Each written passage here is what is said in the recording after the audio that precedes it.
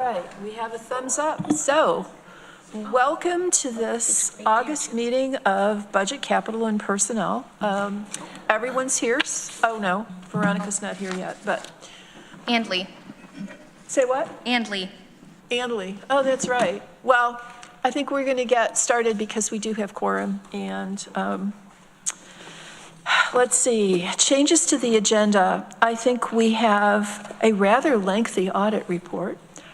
So I'm going to move the Human Resources Commissioner's report up ahead of that. I've already told the folks from Insero, and they've graciously agreed to wait.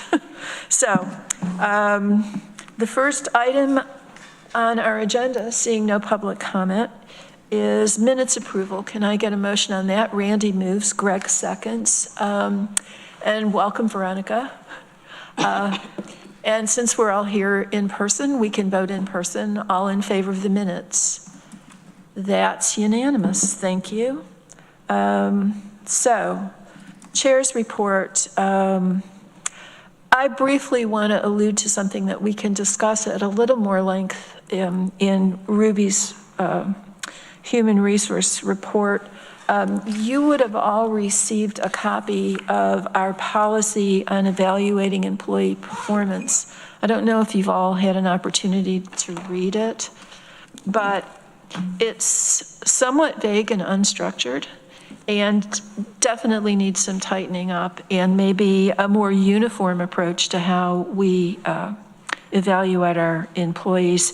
So we will be talking about that briefly with Ruby today. And I'm glad, Randy, that you're on this committee and also chair of GO, because it seems like this is something we're going to have to work on together. Okay, thank you. All right then, other than that, I don't have anything. Veronica, anything from Workforce Diversity and Inclusion? We did not meet in July, so I have no report today. Okay, good. So we can move on to the presentation on roadway management technologies lifecycle management overview. That's a mouthful. Who's going to be presenting this? Nick.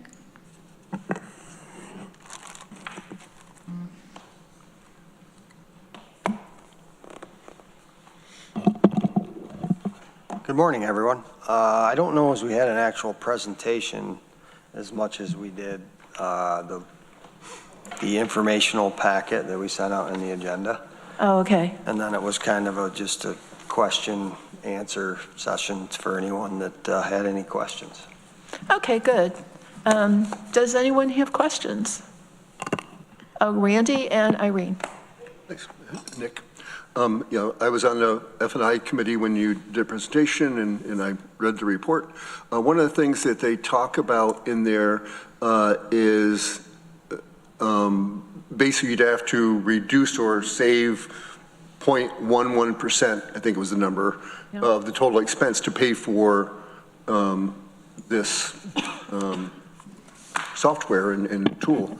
Do you think that's going to happen, or that seems... I do, actually, and it's one of the things that makes this so appealing is, especially as we all know this is going to be some interesting budget times, this system will definitely help to, stretch your dollar, to tell you where to spend it and where not to. And just one example would be is, if we needed to, say, cut the road fund by $1 million, we could project out in the system what that would look like. For sure. Great, thank you. So what does that 0.11% translate to in dollars?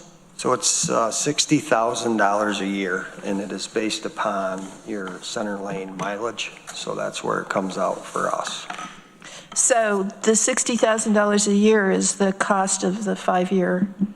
It's per year. It's a 5-year price lock for the contract, but every year you have a 30-day window if you want to remove yourself from that.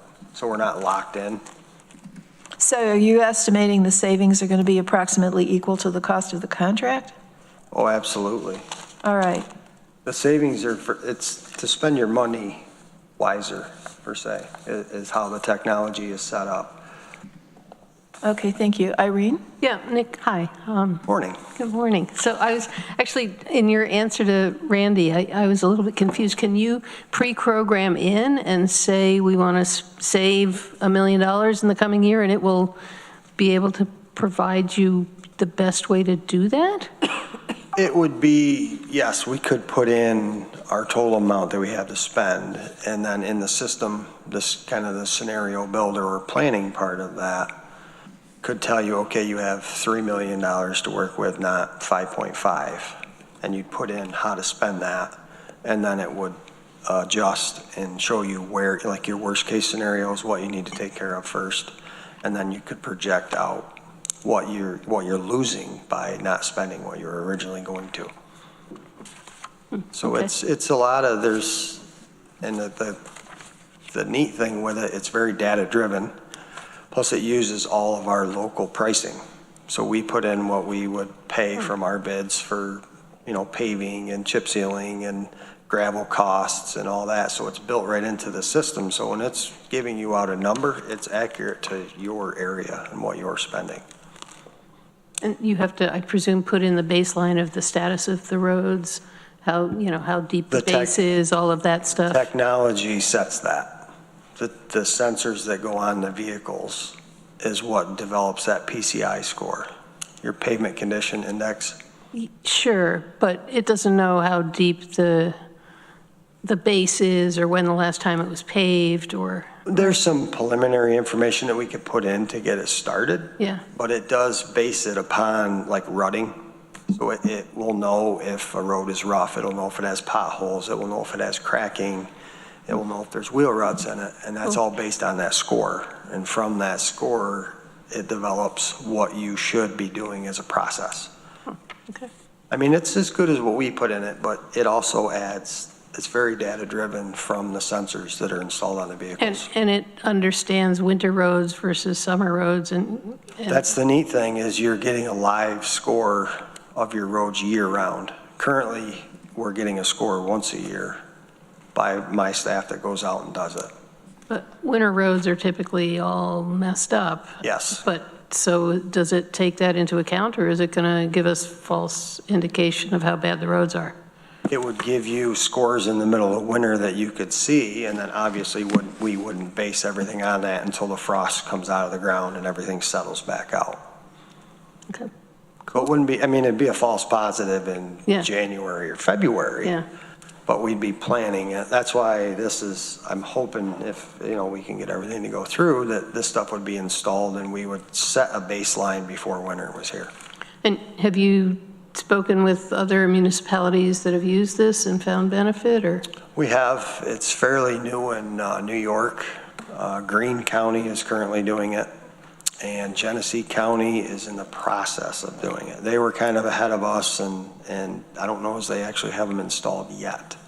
But we talked to a county in Florida that was doing this and kind of got some feeling from what they were doing. And then there's some other ones in like the central part of the country. And they were achieving savings?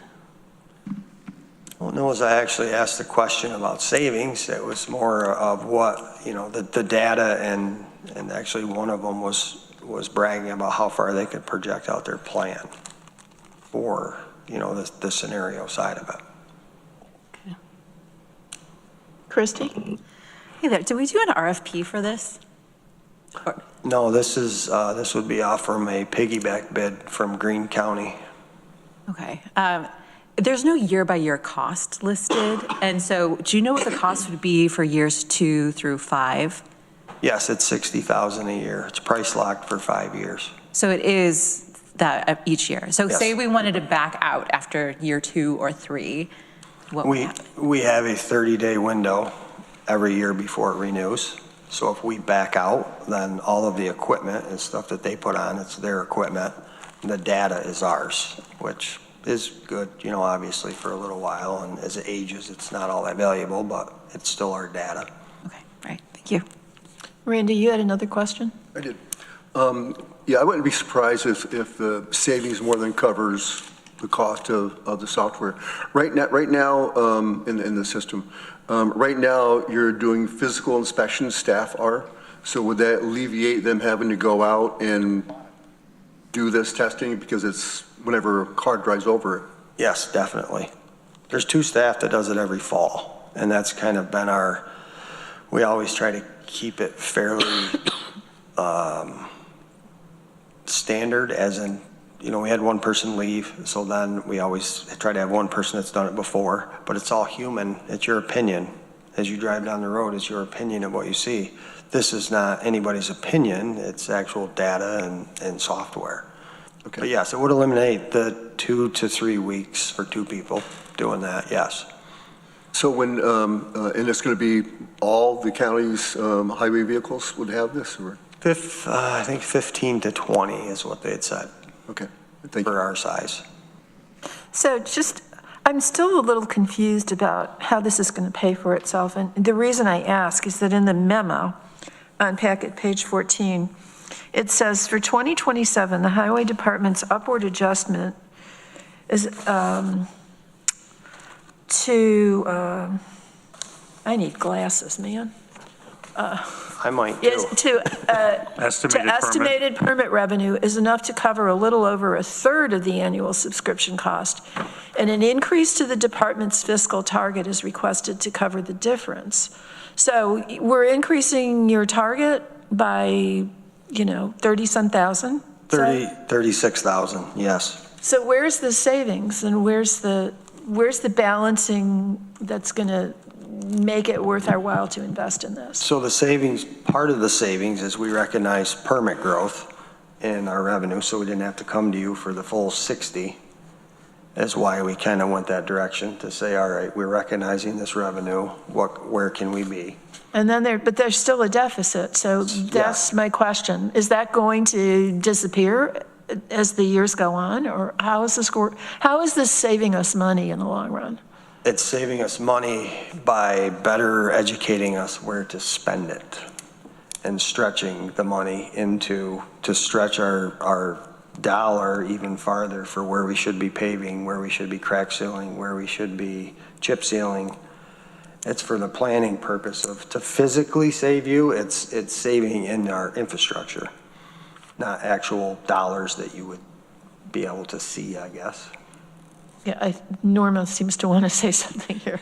Well, so annually, we have had X number of dollars put in the budget to support the road program. And it's just kind of generally, this is what we do, whether we know exactly what it's going to be each year or not. We're just putting the $2.4 million in. What this will allow us to do is actually get a report that says, these are the roads we're doing and this is how much it's going to cost. So for that reason, we may not have to borrow as much, because in any given year, there may be less road, because they'll have some data to support what we're asking for. There'll be less that we have to borrow, for example, which will save us some interest. So that's part of the idea behind this, is we'll have a better idea of the exact number of roads that need to be, instead of just putting the money up and then they find the highway department then finds the spaces that need to be, that they can use the funds, right? So they're doing the work on the roads. This way we'll have a structured plan and how much we'll be borrowing for the road. Yeah, I see, Greg, but the confusing piece to me, and the thing that I'm concerned about, is you're talking about maybe we'll spend the same amount of money, but we'll spend it more prudently. But as we head into what's bound to be an extremely difficult budget year, I'm concerned about something that's going to add to a department's target. And I'm not really hearing how that's going to totally balance out. Greg, you had a question. Yeah, I completely understand I think I completely understand the purpose of the technology, right, is to make better informed decisions, right? So a road that maybe have a year or two left because the data says that, a visual inspection may have said it needs to be done this year, right? So we can stretch the investment longer, which we can maybe do a more efficient job spending the road paving money that we've allocated. I think the concern, though, is the increase on the fiscal target. If there should be some cost savings, is there a way to do this where in that annual road maintenance money that this software is covered under that a dollar amount so that we don't have to increase the fiscal target, and then that way it's really cost neutral, and you should see your savings in more efficient cost per mile of paving, right? So you can either do more cost per mile, or you just have to factor in 36,000 a year, divide that over the total number of miles that you do, and add that as a cost factor when calculating your cost per mile, rather than pulling that cost from the levy. You would just look at that as a cost to pave is the cost to monitor through the system. Is that financially or from an accounting standpoint possible to include this in the road maintenance funds that we already allocate to the department? Yeah, it's basically reallocating the levy that we are presently raising Great. now. So not increasing it, though, because I would move to make a motion to not increase the fiscal target, and that this cost be bore by the department's current operating budget with seeing efficiency through the use of this technology. Because if it's truly doing that, then we don't really need to increase their fiscal target. I think that solves my problem, but Corsa seems to want to weigh in here. No, I just wanted to, I'm just looking at the fiscal policy. And the fiscal target is the upper limit set by the legislature for general revenue that a budget unit might request. So the fact that you have a amount of money as a fiscal target doesn't mean you have the freedom to go and spend that. So I do not have an objection to your recommendation, but I just want to use this opportunity to let all of us know your fiscal target is not your entitlement. 100%. And it's something that we will question and ask questions about what you're asking for and all of that. So I do get that as we meet with the department to evaluate budget, and they keep saying, pushing back that this is I am within my target. No, you just have to still justify exactly what you are asking for and what is going to be used for. So whether you decide to extend the target or not, every single penny will still needs to be justified. So I'll ask if there's appetite on the committee to amend this by removing the, Sorry for interrupting. Procedurally, we have the report discussion going on right now. Did you want to make an amendment to the resolution? We also do have Greg's motion on the floor. I don't think Greg made a motion. If there was a second, it could have been a motion, but it was maybe more of just a statement to start, because I don't think we've moved the resolution to your point. Yeah. Okay. So Yeah. we would need to move the resolution. Okay, let's get the resolution on the floor. Oh, so, And then you can comment.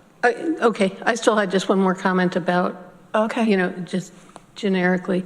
I've heard a lot of comments of how this could potentially save us because it would, review and help us prioritize. But how do we know it's not going to do the opposite and say, we thought we just needed to fix 5 roads and it comes up with 7 roads that needs fixing. So it's not necessarily, right, we don't know. Is that fair to say? Well, as prices go up and budgets go down, sure, it probably is. But yes, you could. We have a very good idea of what we have right now. We're doing our pavement score once a year. Sure, it's not live or monthly, and we don't have all the extra software to chase out the scenarios. But it's more of I feel that, our choices of where we go spend the money is in my head, is in my deputy's head, and some more of my supervisors and my staff, and we kind of collaborate around that. I'd like to get it on data so that we can prove it and show it. And if it says you need to do 7 roads, if you only have enough money for 5, then you're going to pick the worst 5. That's what's been done probably forever. There's never enough. We know that, but to be able to identify the worst and and show where maybe we can save and we could maybe do a different process to a road that would buy us another 5 years. That's what we're looking at now a lot because of prices and just how much is out there. And I would say that your department has done a really good job of trying to stay on top of things so we don't have the derelict road problems that I see in certain parts of the county that are not county roads. So that's somewhat reassuring. Thank you. All right, and I will have one comment for Greg's comment.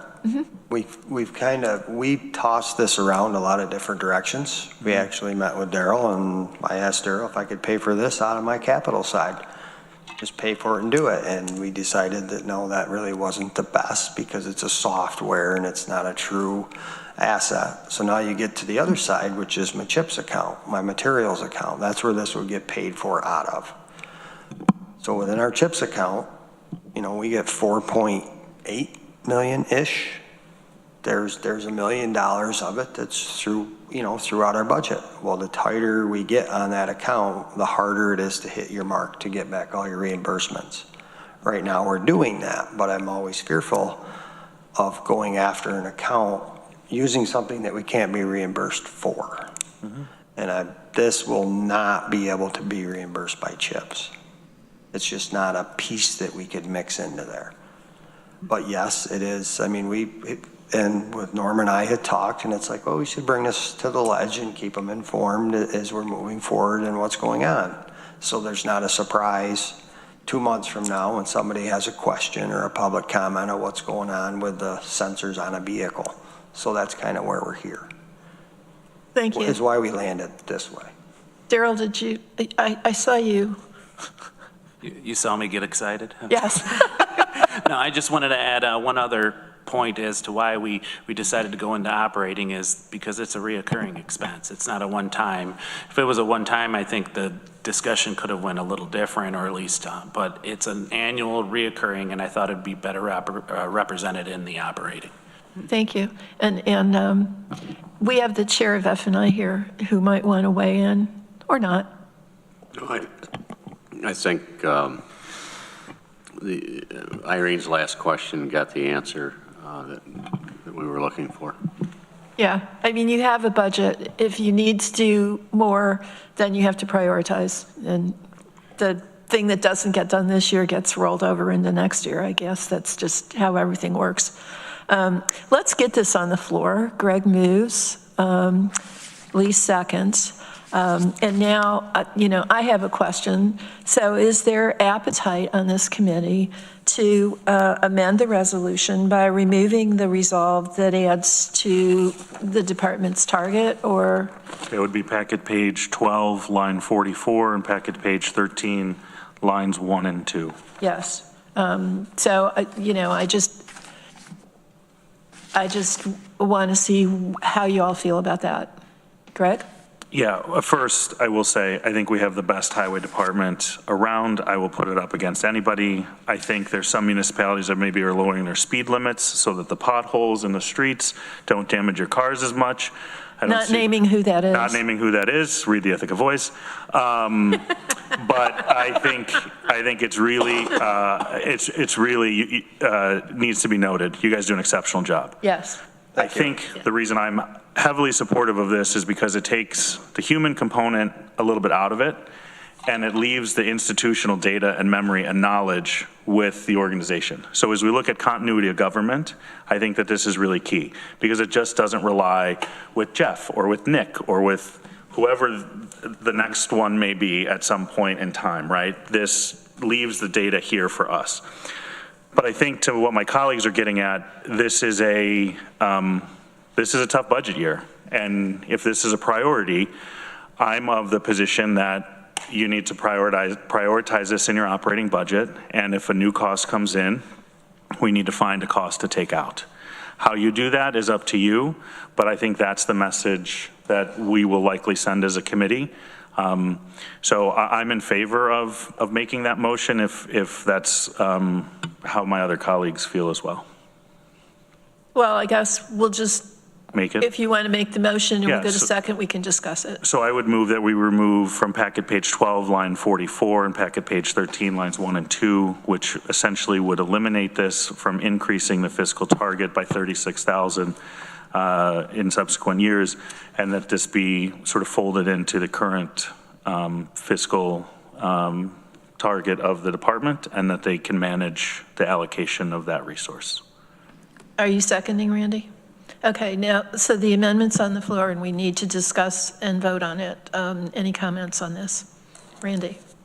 I believe it's $60,000 a year total. But 36,000 this year. One of the things you mentioned in your write-up is that your fees that you got for permits increased, or have you considered raising permit fees? We have, we've spent a bunch of time looking at those, and some of those are set and we can't, and others we possibly could. We're trying to do some comparisons from neighboring counties on fees, and we found things that are all over the place. So then it's more of a, what county do we compare to, maybe that's halfway across New York State that's about the same size and has a city and a couple universities, and we didn't make it all the way through that for this year's budget. We kind of looked at some things, and we did tune up our permits a little bit, but to actually raise the fees, not yet. Okay, any other questions or comments on this? You made reference to $2.4 million being used annually. If this amendment were to go through, would you reduce that to 2.367 or 68? No, to make up the difference? No, because I can't pay for that on that side. That's part of your reimbursement. That's the capital side, so it would come out of our materials line, and we would just reduce that by the 36,000. What's your materials line? That's our CHIPS funding, so it's 3.4. I don't have that right in front of me. That is the line that we purchase everything through, all materials. So it'd be some of our paving projects, all our aggregate, multiple different things that are not all CHIPS reimbursable. So it takes some pretty good accounting to get that number. I don't have the CHIPS raise in front of me, but 3 point something, I believe. Okay, That's our portion, and there's state reimbursement equal. That's the line that the state, our total is 4 point something reimbursement from CHIPS from the state. Okay. But some of that is mixed throughout our operating budget. So our actual, what we spend is about 3.4 out of that account. But then in our reimbursements, we're doing all our materials, all our labor, equipment, rentals for FEMA rates. That's how we get back the total amount. Okay. Takes a little while to get that one. CHIPS is an interesting sense of funding, but. Okay, Randy, and then I want to remind everybody, time check. This is one resolution on a crowded agenda, and we're half an hour in. Do you have anything? Okay. Are we ready to vote on the amendment? And that would be to remove that final result. Okay, all in favor? Okay, I see 6. Opposed? 1. So the amendment passes, and now are we ready to vote on the resolution itself as amended? All in favor? That is unanimous. Thank you. Thanks, Nick. Thank you. Okay, so now we've got Resolution B, Contingent Fund Appropriation, Highway Department Replacement of the Highway Division Sign Truck, ID 14220. Can I get a motion? Thank you. Lee moves, Veronica seconds. I just had one question about this. How did this poor truck get damaged beyond repair? They were T-boned in an intersection. Oh, nice. So we had the right of way, and the vehicle coming from the side road never stopped. Yeah, we were lucky. Well, no one was hurt. That's, Minor injuries, yes. oh, I'm sorry. Bumps and bruises. Okay. The equipment that was on the vehicle and part of the upgrade that'll have to be part of the replacement was basically depreciated out. There was no insurance value to it. Okay. Thanks, Lee. So any discussion on this? Ready to vote? All in favor? That's unanimous. Thank you. Okay. Next resolution, authorization for the Tompkins County Finance Department to enter into a multi-year agreement with Systems East, Inc. for tax software services ID 14252. Can I get a motion, please? Brandy moves, Christie seconds. Daryl, this is your baby. This is the software that we use to collect taxes. We typically do an annual renewal.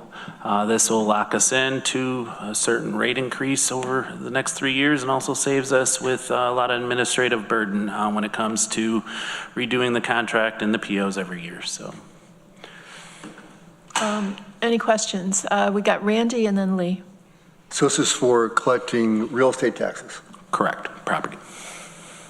Lee? Does it fit within target? Yes. Thank you. All right. Consistency. Man, we are just budget hawks, aren't we? Any other questions? Ready to vote? All in favor? Okay. Thank you, Daryl. Thank you. We have a member-filed resolution, Contingent Fund Appropriation, Department of Planning and Sustainability 2026 Farmland Protection and Implementation Grant, support to the New York Agricultural Land Trust, ID 14225. Can I get a motion? Irene moves, Veronica seconds. Irene, is this your baby? It's actually, Rachel, I assume you're here for this, or? I wasn't here for this, but it was a resolution that I brought forward, so I'm happy to answer questions. Why don't you just kind of speak to it so we get an overview for the record, if you would. Sure. So the New York Agricultural Land Trust runs this grant opportunity every other year, and Oshner Farms was accepted as a strong applicant. So they are putting in the application to permanently protect, I think it was 131 acres of farmland. So Oshner Farms is a 1,200 acre farm in Newfield and Enfield. And this is a one-time payment that the county will pay to pay the land trust to compile and put in this application. And then from here on out, the land trust will manage the acreage that's under protection. So in the past, the county would have to take this on, and it would require county personnel going out and actually monitoring that land. And so this is a savings. It's like an advance payment for long-term savings. Yes, and they'll manage it in perpetuity. Great. Okay. Any questions for Greg? Yeah, is this protected as farmland or just? Yeah. So it's going to be actively farmed? Yeah. That's my understanding, yes. But it can never be sold and developed. Yeah, but I just want to make sure that it's just not like, I don't want to say Not just a conservation easement, yeah. I want to make sure that farmland is being farmed. Yes, yes. Okay. And they're very prime soils that are being protected, so. Yeah, that's what I was concerned. Yeah. And I assume that's why the Agricultural Land Trust is involved and not something like Finger Lakes Land Trust. Yeah, it's different than a conservation easement with trails and. Lee? Does it remove it from the tax rolls, or does it maintain it? I am not sure, actually. I don't know, but I would assume that it stays on the tax rolls. It's still being farmed. It's just the idea that it can't be sold and developed at some point. Yeah. Right? Yeah, I don't know the answer either to that. Lee? Okay, let us It know. probably has ag exemptions, but we'll take a look and see what. Okay, thank you. Randy? Yeah, Oshner Farms is an organic farmer, and they got an award last year from New York State. It was a competitive award. I think it was like $10,000 or something for their practices on how they're farming. One of the things, I'm not sure if this is the case, but one of the programs in New York State is that you basically are selling development rights. And so by selling the development rights, you get paid a lump sum of money. It still stays ag. It can never be developed. I don't know if they're selling the development rights in this land or not, but it's not. It could be a significant dollar amount. So I just wanted to share that. Okay. The farm does get paid. Right. Right. Well, that's only fair. Irene?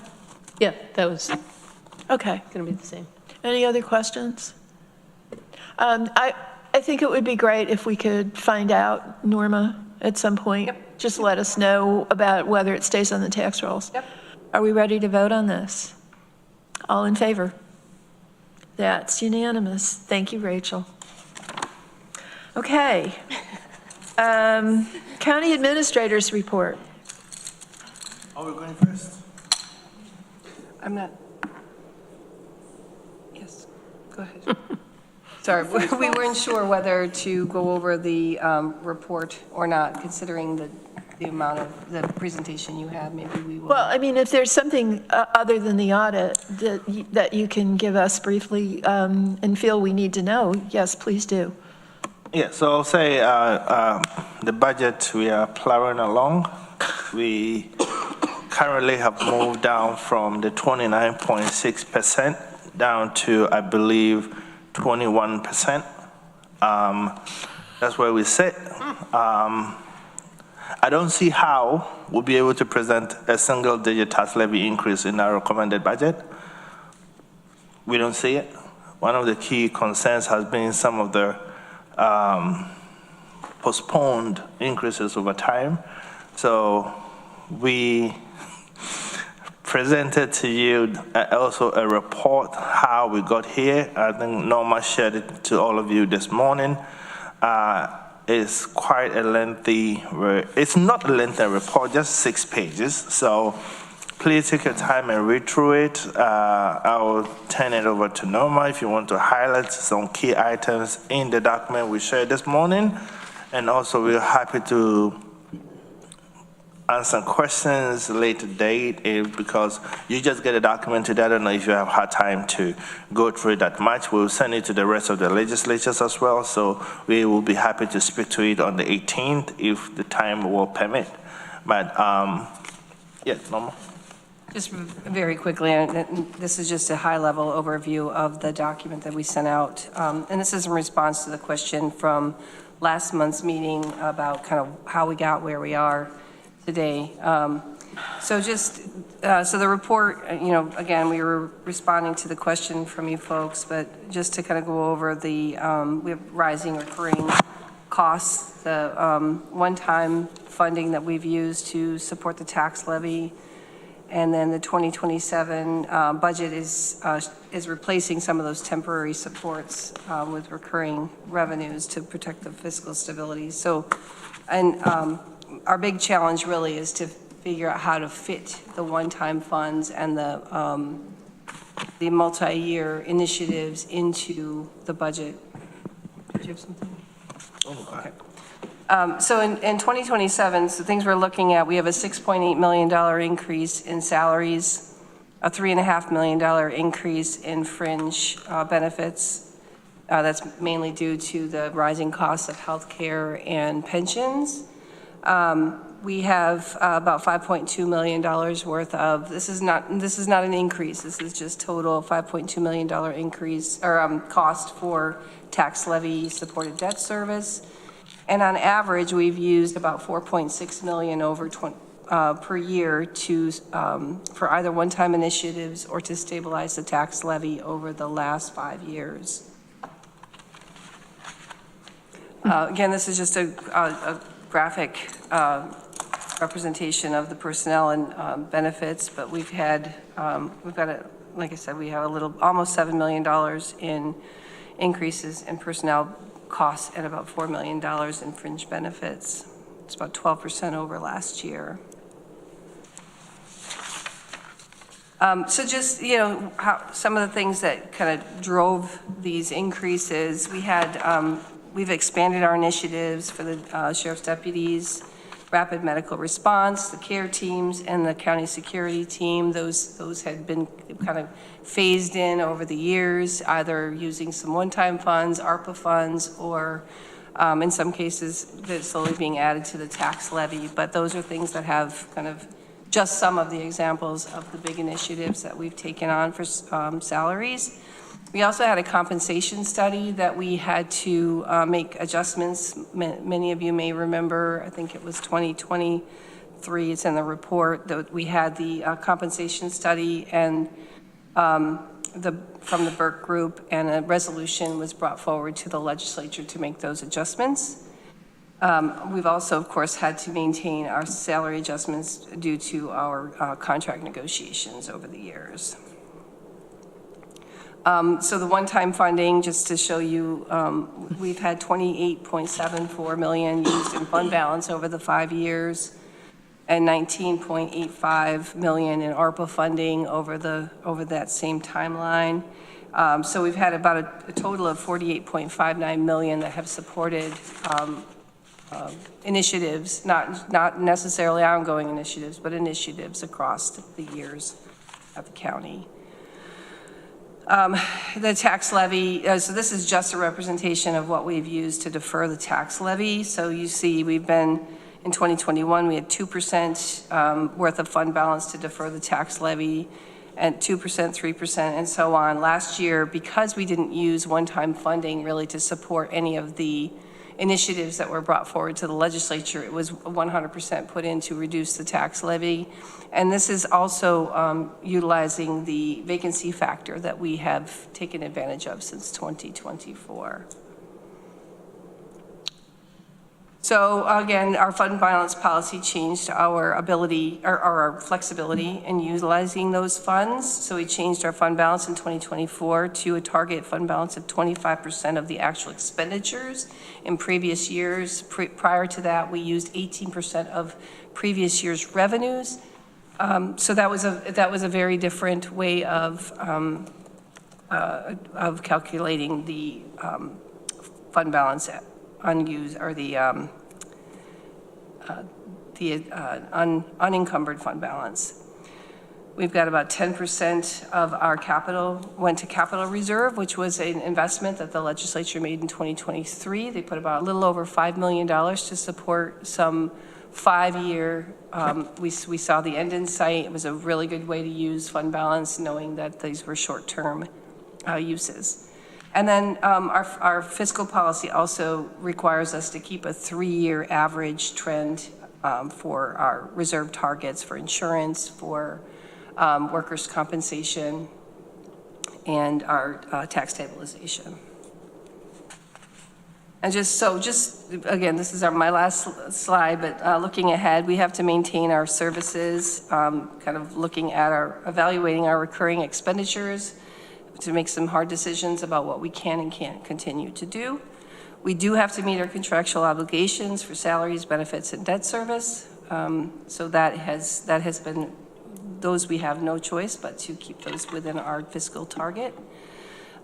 We have in 2026, many of the positions that had continued to be considered a multi-year or one-time were folded into the fiscal target. The county administrator really recognized that positions are not necessarily considered one-time positions, so are one-time initiatives. So unless we decide to remove programs or decide not to continue to fund an initiative at the county, the positions really have to be considered a permanent part of our funding.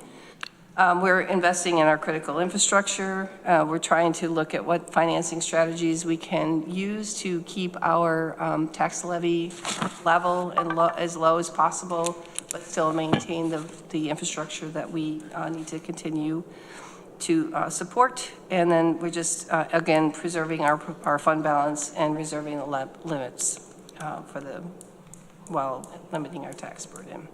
So that is a very, very brief overview of the document that we've sent out to you folks.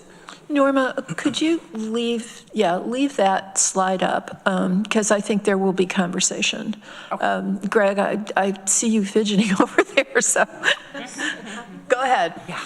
Hey, did I hear you correctly that positions and initiatives are just positions that we've, just positions? Just positions, yeah. That we've previously, the legislature had made a decision for either a one-year or multi-year, what historically has been an over-target request, has been folded into your budget? Yes. Over time, yes. Because one of the key concerns is some of those one-time positions are in the back of a program. I know, and most of the time, those programs stays beyond that initial target timeline that is set up. I understand that, but if we only approve something for a period of time, why are we extending it without legislative approval? So my question would be, if we approve something for 1 or 3 year, I understand that there may be a program for that, but that decision needs to come back to the legislature to see if that continues. So I hope that those can be pulled out of your fiscal target or your recommended budget, and those can be separate to say, do you want to continue these programs, rather than the assumption of these programs will continue? Because if we've only authorized a set period of time, I would like to see what of those initiatives are sunsetting, and then be able to make a decision with my colleagues if we're going to continue those positions or programs. Absolutely. Those that have been those that are in the other second or third year for 2027 will be presented during the budget process, yes. Okay. Veronica? I guess 2 things. One to that, but we do approve them, right? Not necessarily as a separate vote, but like, if a position wasn't in target and now it is, we see it in the budget process. I can't think of examples right now, but We had a position. and I don't want you to like call out an example if that's weird, but We have had position, I can think of one right off the top of my head. We had a position within our facilities division that was a one-time, and it's, So, we can certainly pull them out. We know exactly which ones they are. okay, yeah, that would be helpful to see. But I just, to clarify, I don't think the administration has been making these decisions without legislative approval, because it always I comes would say through us. if it's not, I mean, if I may, sorry, Deborah. Yeah, go ahead. If it's not directly called out, right, every single position, how many positions do we have in the county, right, over 800? Yeah, about 820. Right, so unless it's specifically called out that this is sort of, it just gets, I don't want to say it gets buried, but it gets buried in the budget. And if it doesn't have the institutional memory to be like, oh, that specific position, that specific line was only funded, then in essence, it's not, in my opinion, fully transparent to the process. So while yes, we do approve the recommended budget and the presentation, that is correct. I also think from a transparency standpoint, we need to see what's sunsetting. I agree. There's about 3 positions, but Okay, Randy and then Lee. Yeah, I think we've added almost 70 positions in the last 5 years. Just get an idea of where that. When I look at the employee retirement system and what they expect us to contribute, makes no sense at all.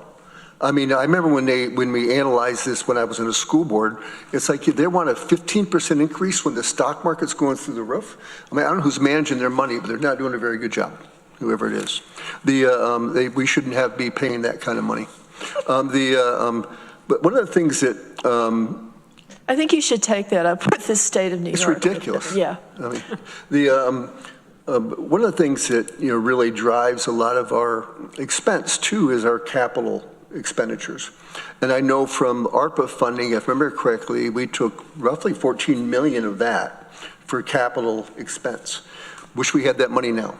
So but my question, so really I would like to know, Norma, when we get into this budget season, I really want to know what the next 3 years of the capital budget, I don't care what's happening, after that, to really look at where that money is going to be spent and whether we need to rob Peter to pay Paul. We may have to do that, in my mind.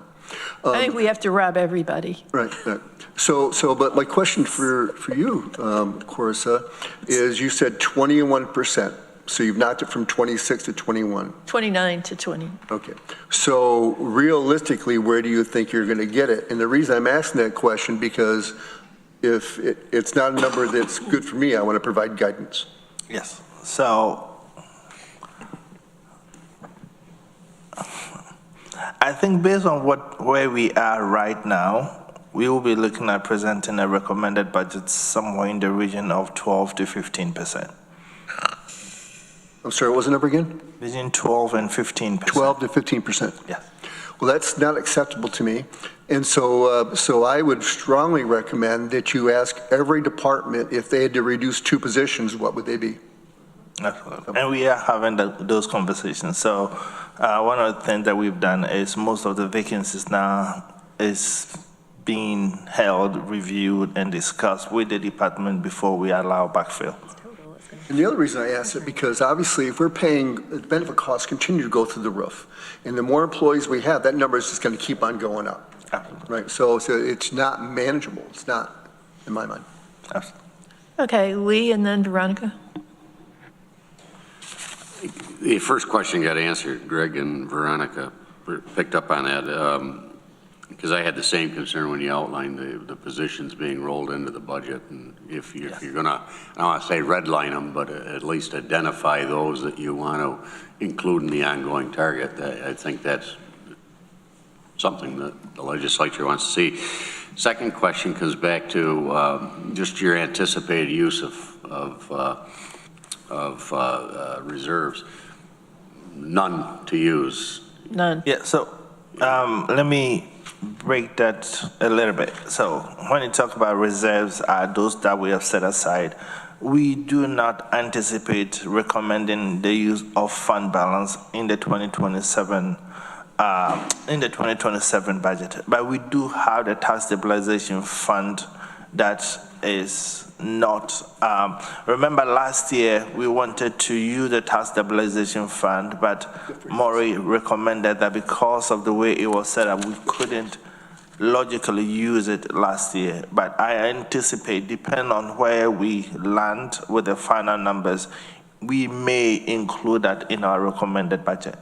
And given the fiscal policy changes in the 25% that we were seeking to have, are you going to make a move in your recommended budget to move from the 18% to the 25, or are you going to try to leave that stable given the circumstances? Are you going to try to increase the 25% is county policy. Yes. And we're already below it. Correct. So the real question should be what our plans are, as the policy requires, to get back up to the 25%. Absolutely. And that's what I'm getting at. Is that a part of what you'll be proposing to us? Will there be, is part of this double-digit increase reflecting a move to increase those reserves? Yeah, so, and I may not be using the right terminology. Based on where we are right now, we haven't concluded one on the level of increase that we will present, and also additional changes that we will have to make. But the reason why we will not be recommending using fund balance is in line with the decision to restore or maintain the level of fund balance that we have. The other side of it is our budget has grown significantly. I believe in 2019, the county budget was about 168 million. We are now at 250. They recommended the proposal that came with 310 million.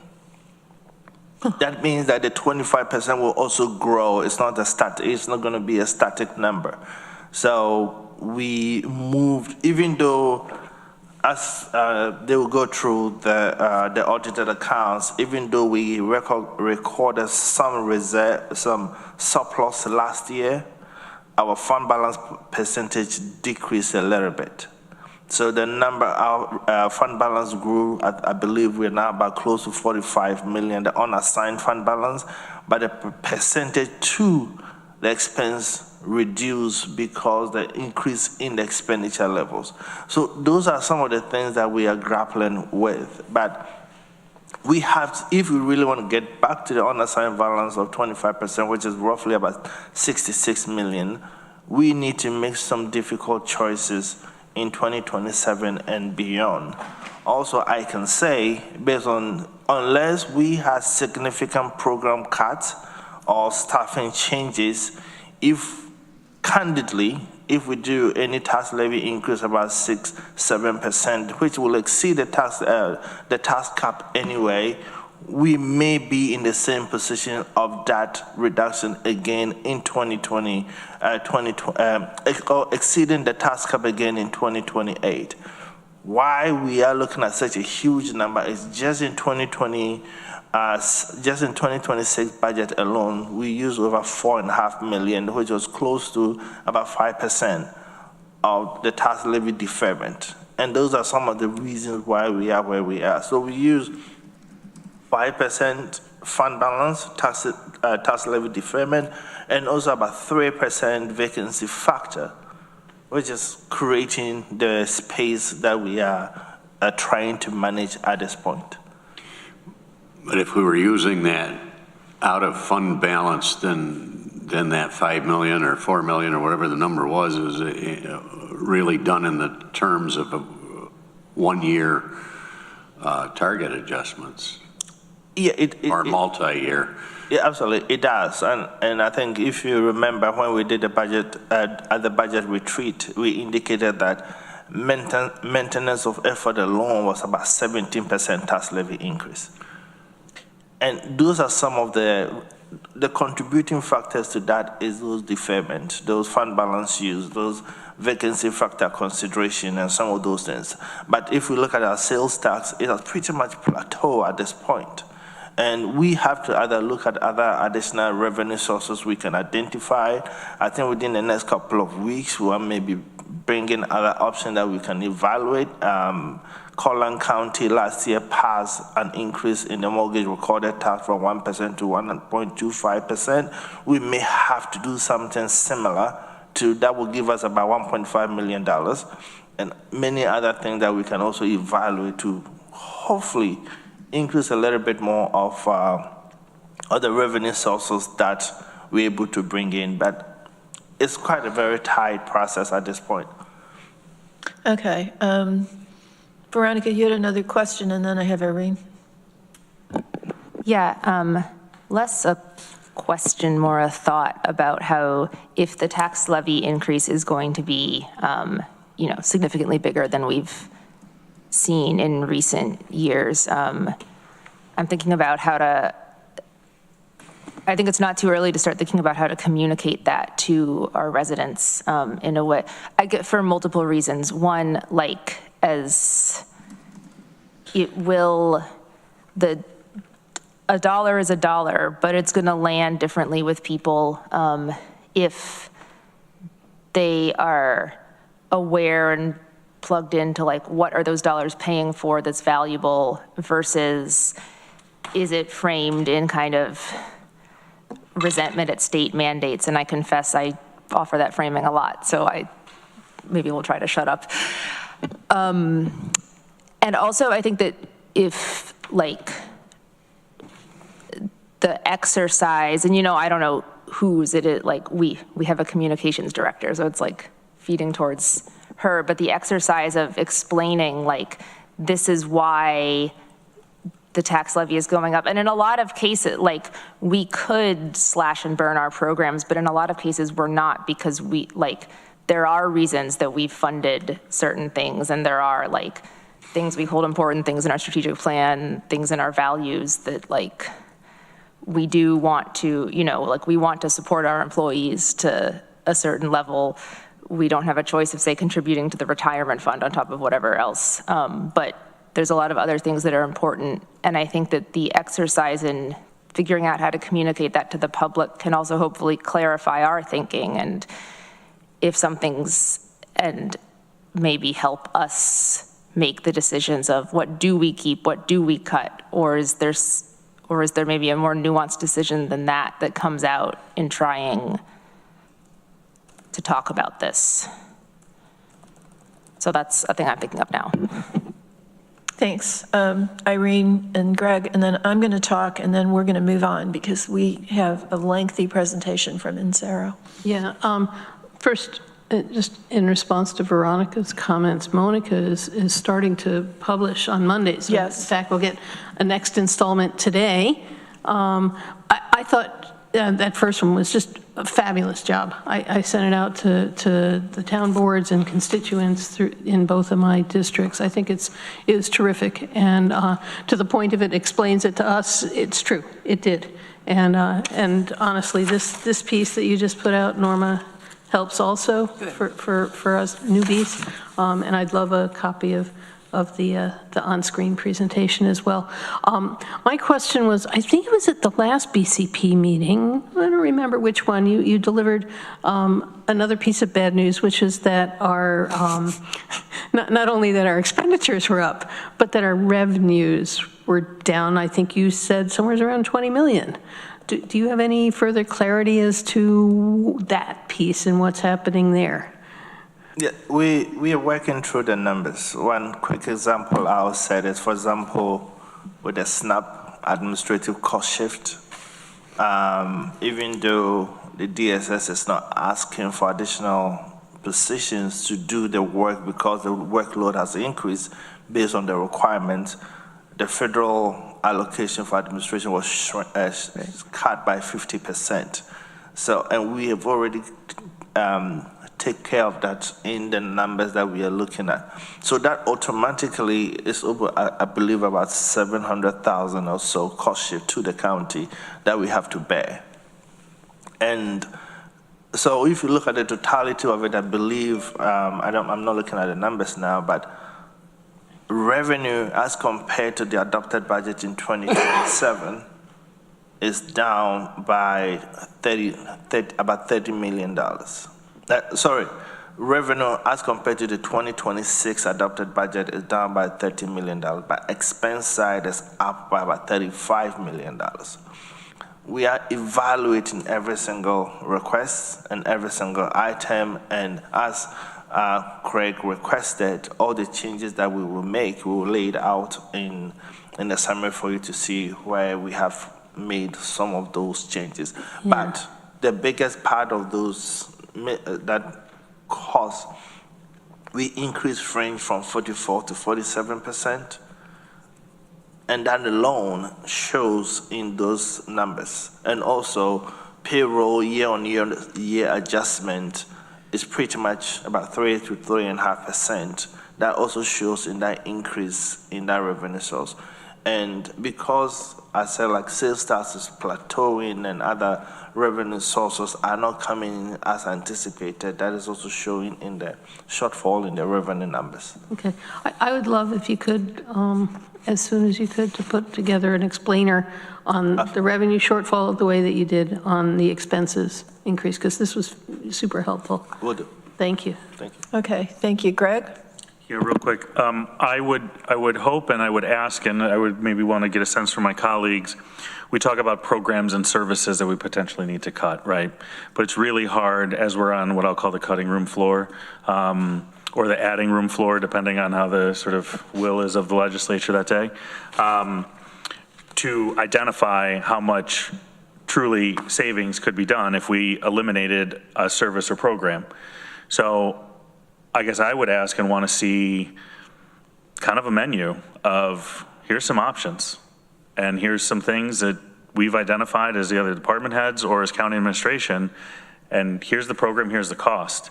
And hopefully it's not, feeding kids or, the good ones, but dig deep and try to figure it out, right? Because sometimes I feel like we get the heartstring emotional ones that really tug at us, and we'll throw that out there just in case, when there's really some things behind the scenes that probably should be cut or should be eliminated from the budget.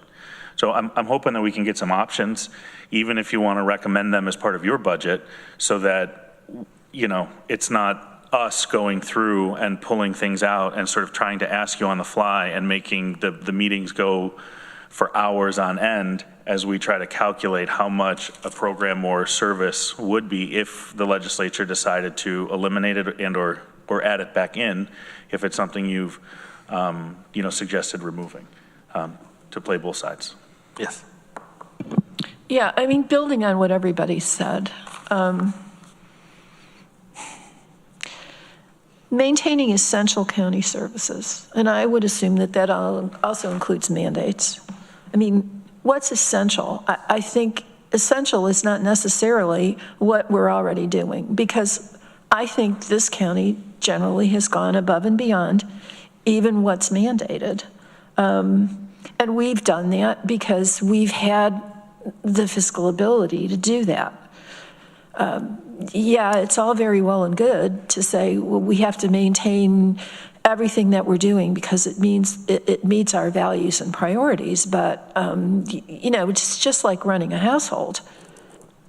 Your value may be an Ivy League education for your child, but if you can't afford that right now, you don't do that. So I'm going to be looking very closely at what we're doing that goes beyond feeding kids and housing the homeless and making sure everybody who needs Medicaid has it, because I think those are our main priorities and our main obligations to our constituents. And everything else may just be fluff. And I don't mean that it's not valuable, but again, I will repeat what I have said year after year after year in our budget process. Just because we cut something doesn't mean we don't think it's valuable in and of itself, but it is not as valuable as something else that we need to do and we cannot cut. I don't know. Norma, you sent out a survey a while back asking us to prioritize what we thought were the really important things. And I know that the response you got was not gratifying. I mean, a few of us responded, everybody didn't. I would send it again. If you want me to send it or Shauna to send it and say, hey, everybody, either respond to this or, shut up during budget hearings. We need to give you some advanced guidance as to what our priorities are. And we need to keep those priorities firmly in mind as we go through this process. And another piece of this that, Greg mentioned the heartstrings.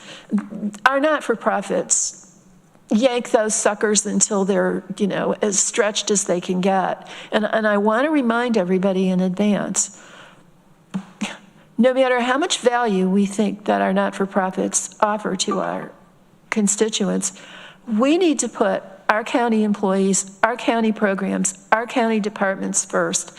And if we're cutting those, then we need to be cutting the not-for-profits. We just cannot afford to favor them over our own programs and employees, because what impact does that have on morale? And what message does that send to our employees about how we value what they do? So I'll get off my soapbox.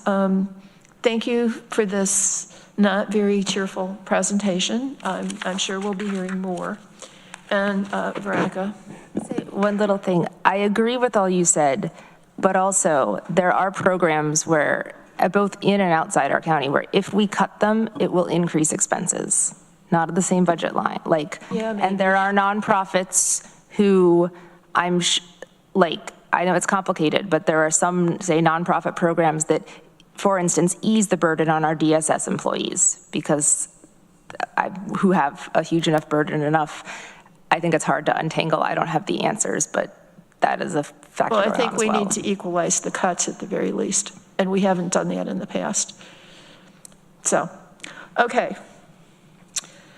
Human resources, and I hate to do this to you, Ruby, but let's try to be quick because we have Conrad and company waiting. You got numbers for me? Okay, we're going to be really quick. Yeah, we'll send you our numbers, because I really don't want to talk about numbers just yet. We'll send that via email. So the only thing I'm talking about today is I've been requested to do a little presentation on evaluating employee performance, which is not very good timing, but here we go. So, Perfect timing. yeah. So just remember, this is not a Ruby Pulliam, Commissioner of Human Resources request. Okay, this is information only at this point. So the current evaluating employee performance policy came out of the 2018 climate survey, where employees and department heads admitted that this was an area in need of improvement because not all employees were being evaluated. They were not all being evaluated to the same extent. They all didn't have feedback in the process, so the basic purpose was to promote communication, improve job understanding, improve effective performance, and promote career growth. From that, we came up with the components of the policy that we have now that requires a written evaluation process, that they use a standard or an evaluation tool that has been made known to the employees, that the employees have an opportunity for self-evaluation, as well as the supervisors have an opportunity for evaluation. And it was designed as a collaborative process where you go over your job specification, yes, because it provides that broad view of what your job is, but also to list specific expectations for the person in that position. And we used the SMART goals, that they had to be specific, they had to be measurable, they had to be achievable, they had to be realistic, and they had to have a time frame. We thought that was necessary in any effective performance evaluation program. So that's what we did. That's where this policy came from. And if you would note that it is scheduled for review in 2027, which is very timely. To do the problem that we're looking at something new now because we want a more uniform and enforceable approach. What we have now is a guideline.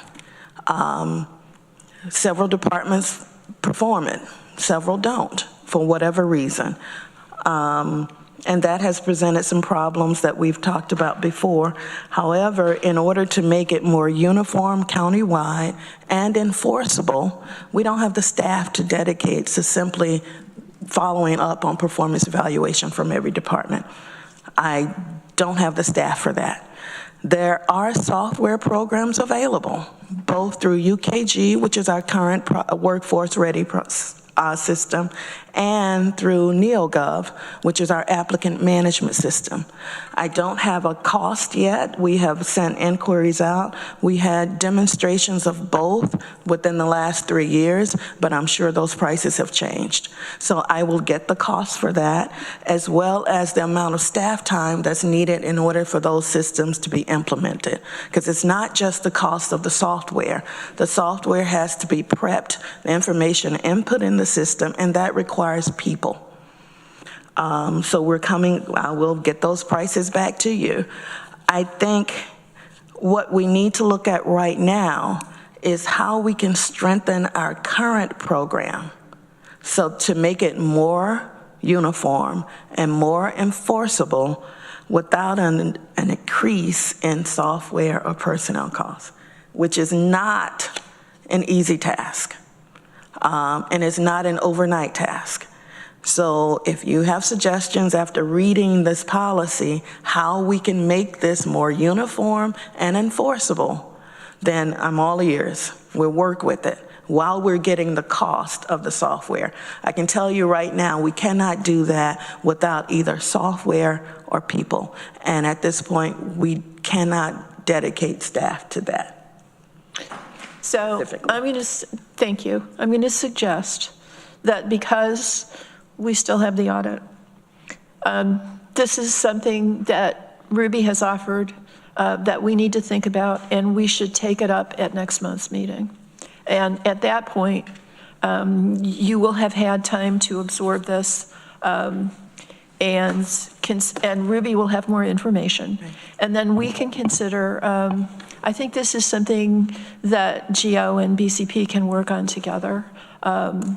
And maybe we could have a small committee of legislators that can work with Ruby and with someone in admin as to what this would look like and what our most cost-effective approach would be and how enforcement would actually work. So is that agreeable to everyone? All right. All right, thank you. Thank you, Ruby. Sorry, Larry. We love your numbers, but we'll just read them. And now, Lee. Do we ask our department heads to certify that they have done the evaluations? Yes, we can. And several departments are they send them in every time they do them. And we take them and we put them in the personnel files. Have them certify that these have been done and put the onus on the department heads to follow policy. According to the policy, it's supposed to be done when they're doing their evaluations, because part of their evaluations is whether they have done evaluations in their department. So yes, that is an idea.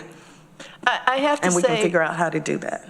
I have to say that I don't think the policy makes it very clear who's supposed to be sitting on top of this and making sure it happens as between HR and admin, because they're supposed to give their plan for evaluation to admin, but then they're supposed to file their reports and evaluations with HR. And, I think it just leaves too much room for stuff to fall through the cracks.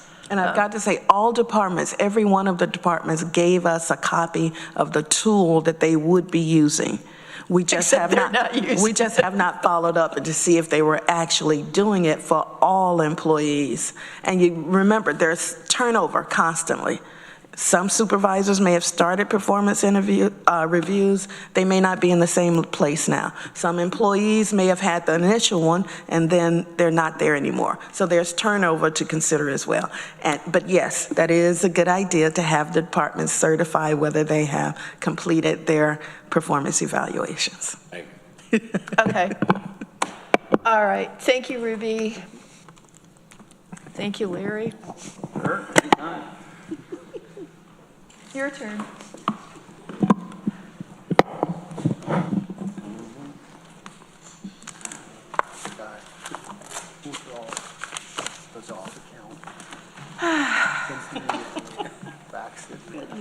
I'm going to welcome and introduce Dwayne Schoen and, sorry, Dwayne, if I said the last name wrong, and Conrad White from Insero & Co. and CPAs to present our 2025 preliminary draft audit financial statements. Terrific. Good morning, everybody. Thank you for giving us a little bit of time to talk about the audit. I know you've spent a little bit of time talking about 2027 while we're in 2026, and now we're going to talk about 2025. So we're kind of going back in time a little bit. I know that you all have in front of you this morning copies of the draft executive summary. We're going to talk mostly from that this morning. We just want to kind of give you a sense of how the audit went in an overall sense. So overall, the audit was very good. Strong results. Clean opinion. So. From that perspective, I think things went really well. And I want to thank Daryl, everybody in the finance office. This is a monumental task every year. There is a lot of information sharing back and forth between the department and us in gathering everything up, getting us to a point where we're, almost ready to issue our opinion. So, my thanks to everybody for that. I just want to cover the first couple of pages of the executive summary. I'm going to turn it over to Conrad to talk about some of the numbers and details. Page 2 of the executive summary just gives you an indication of the audit reports that are going to be issued, the results of each one of those. So we are issuing an unmodified opinion, a clean opinion. On the financial statements themselves. That's the kind of opinion you want to get, so that's good news. We are also issuing an unmodified opinion in accordance with government auditing standards. So we do the audit in accordance with generally accepted auditing standards, and we also do the audit in accordance with government auditing standards. And we're issuing clean opinions on both of those. And then because the county has what's commonly called a single audit, the technical term is uniform guidance audit, because of the level of federal spending that you have. We're also issuing a clean opinion on the county's administration of its federal programs. The county spent about $36.3 million in total in federal money. We need to annually look at the total spending, select certain programs to be tested, and then we test those programs that we select, make sure that you're complying with federal regulations, make sure that you're complying with your own internal control policies, and determine if there are any findings with respect to those federal programs, and we don't have any findings to present to you with respect to any of that federal programming. Page 3 of the executive summary mentions a couple of the other letters that are issued as a result of the audit. We do have a management comment letter. There was one comment in that letter. You do have that letter in your packet of information. Essentially, what the comment is that there were a couple of expenditures made out of capital projects that had, revenue reimbursements, and the expenditures were reported, but the revenues weren't reported in the county's information. So we suggested adjustments, and the county made those adjustments to make sure that, the revenues were recorded in association with the expenditures. So, not a huge dramatic thing, but something that we did find during the audit process and was corrected. And then the other item that's in page 3, New York State DOT has its own separate requirements that if an organization or a municipality has a federal single audit and is over thresholds that New York State DOT puts out, you have to have another report on internal control and compliance. That one's specific to your state DOT funding. That report is also a clean opinion. And the county spent a little bit more than $18 million in state DOT funding. Most of that is STOA, but also CHIPS and some other smaller levels of state funding. And then on page 4, reference is made to one more letter that you do have this morning. Auditing standards require that we communicate in certain aspects of the audit with you. And we didn't have any concerns. That letter's pretty much boilerplate language. There is one new accounting standard that took effect during 2025, which really had very little impact. It added one paragraph to the footnotes of the final report. No difficulties, no disagreements with management during the conduct of the audit. Nothing that we need to bring to your attention this morning. So all good information in there. And then beginning on page 5 of the executive summary is a few pages of financial information. And at this point, I will turn it over to Conrad. Thanks, Dwight. So starting with looking at page 5, this gives you the county an overall look at the revenues for 2025. So looking at 2025, you had the greatest percentage of your revenues within that sales and other taxes. That accounted for about $77 million of total governmental revenues for 2025. Second came in as your real property taxes and tax items, 22%, or about $55 million. Those are about in line with where you were in 2024 as well for both of those items. Then you would follow up with your operating grants, capital grants, and your charges for services. As we go on to page 6, we'll take a look at the expenditure side. And for the county, the greatest expenditure is your economic assistance and opportunities. That's accounted for about $79 million of your total expenditures in 2025. That compared with 2024, where that was only about $73 million. Still the largest two expenditures in each of of the last 2 years.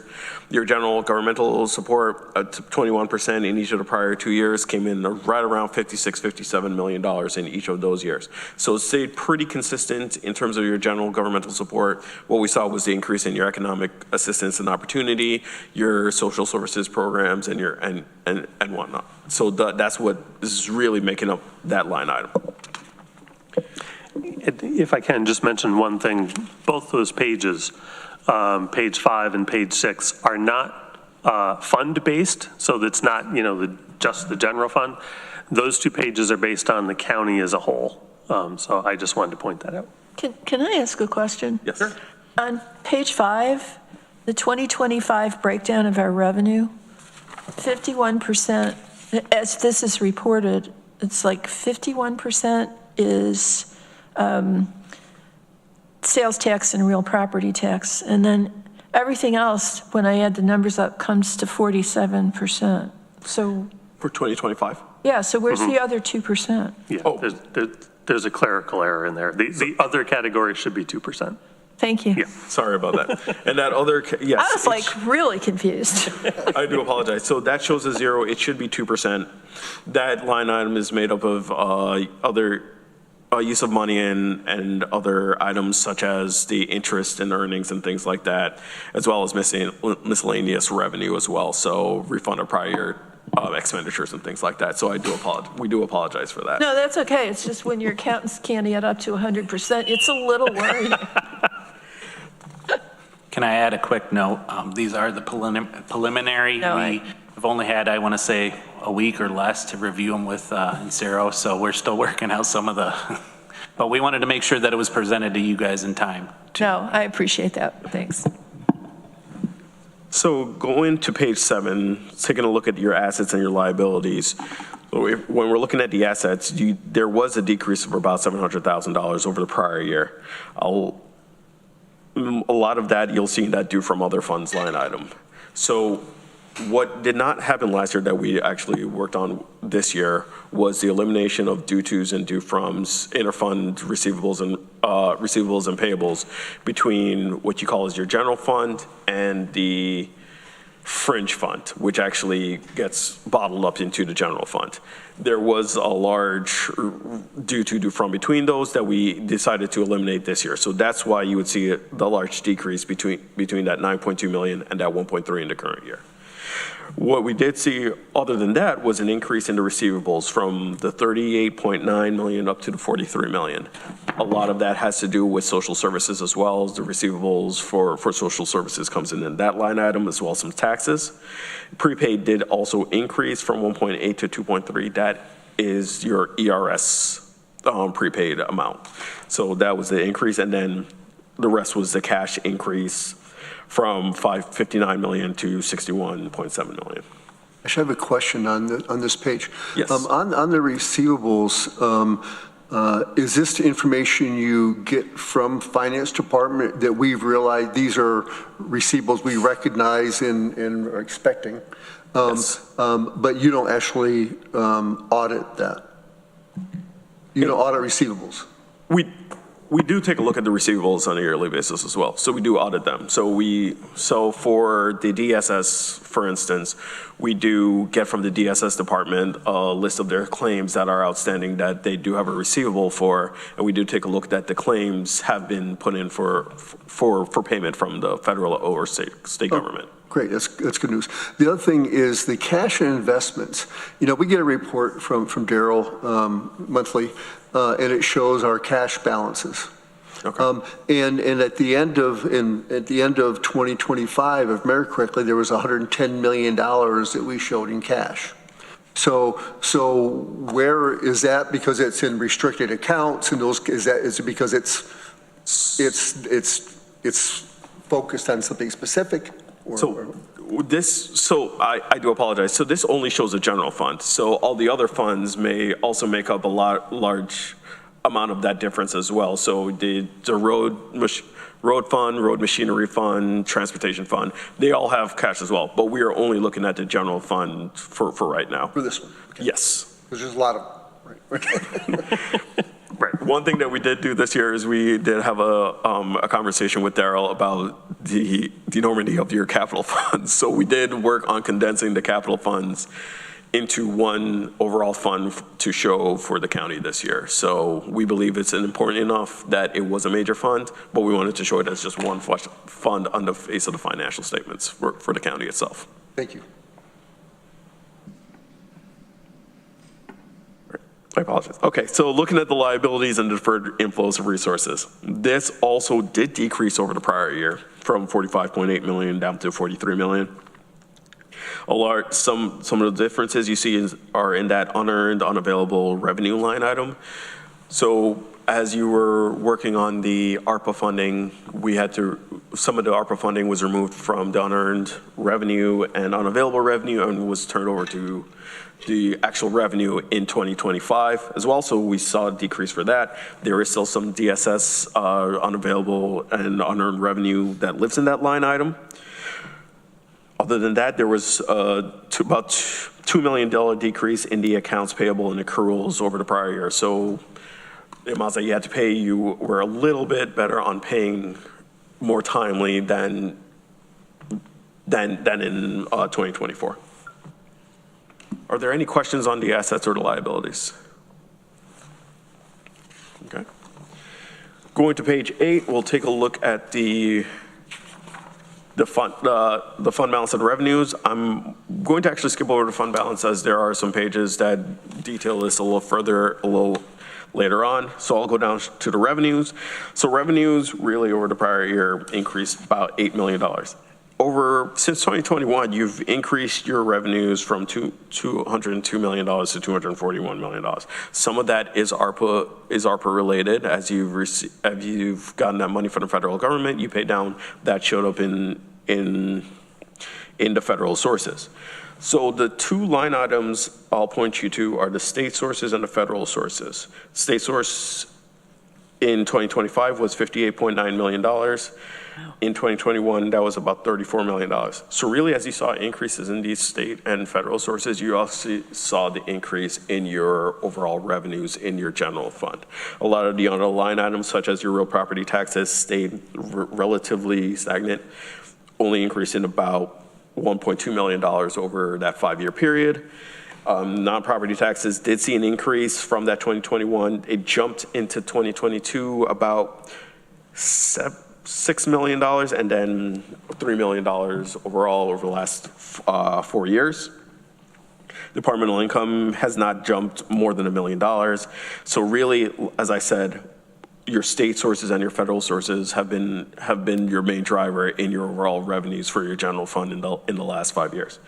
That state source of $58.9 million, $13 million of that was from the mass transit. So money, I believe that you also work with TCAT, so monies that you were reimbursed for a lot of those expenditures as well come through that line item. And there were also some increases in that line item and federal line item for social services, aging, those types of programs. So we did see some increases there. Actually, we saw some decrease in the federal source. I apologize, as you were finishing up a lot on your ARPA funding over as that program is winding down. As we go on to page 9, your expenditures did decrease from 251 million to 239. That all, you can see the biggest difference there is in that interfund transfers line item that went from 27 million down to $11 million. A lot of what the county does is it pays other funds for the services that are also done out of there. So a lot of this money actually went over to the capital fund for projects that were being done. That is the biggest reason as to why we saw that decrease in the current year. Without that amount in 2025, you would have been about 228 million. In 2024, you were looking at about, quick math, $224 million in total expenditures. So more consistent without that interfund transfers line item.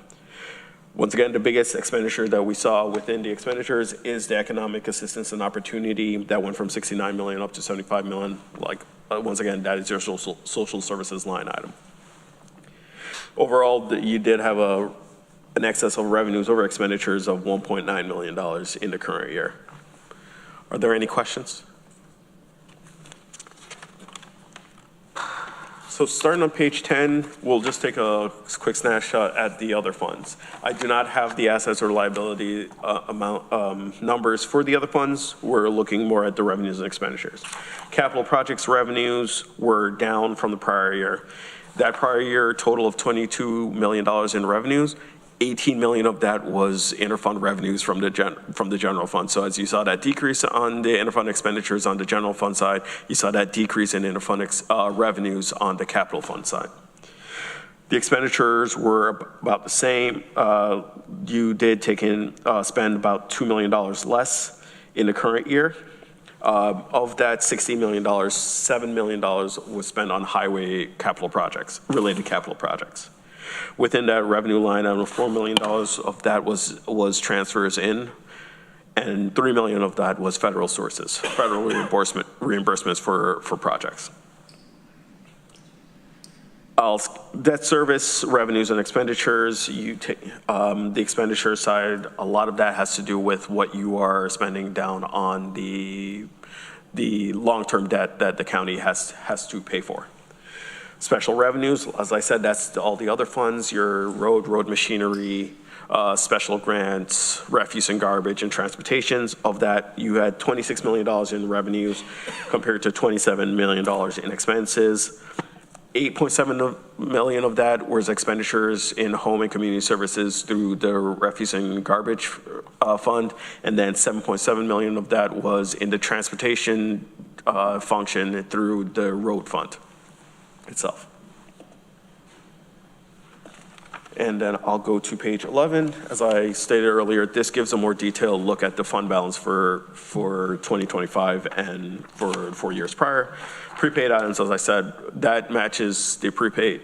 The prepaid non-spendable fund balance is made up of the prepaid items, which is the ERS, the retirement prepaid amount. Restricted line item went from 10.5 to only down to 10.4. The biggest part of that is that capital reserve. As you can see, and I think was mentioned earlier, that was being started funding in 2024. So you went from that 25,000 up to that 6.1, and then you did use some of that money, and that went down to 5.7. The next largest was that tax stabilization at 2.7. Once again, was started funding in 2024.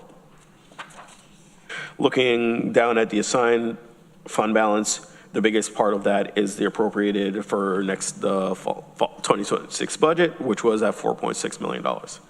The unassigned or the remaining fund balance that you have was $44 million, up slightly from that $44 million. So overall, your fund balance was at $65.3 million. It's a big fall from 2023. From 2023, you said? Yeah. Mm-hmm. Yes. So a lot of that also has to do with those expenditures of the interfund expenses going from the general fund over to the capital fund as well, as we're just looking at the general fund side here as well. Okay. Was that spend down of ARPA as well?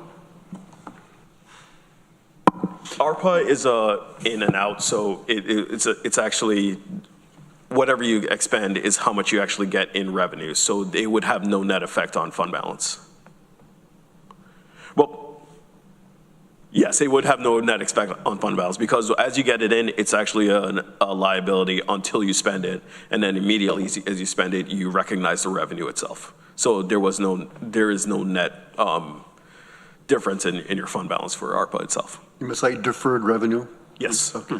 Accounting is magic.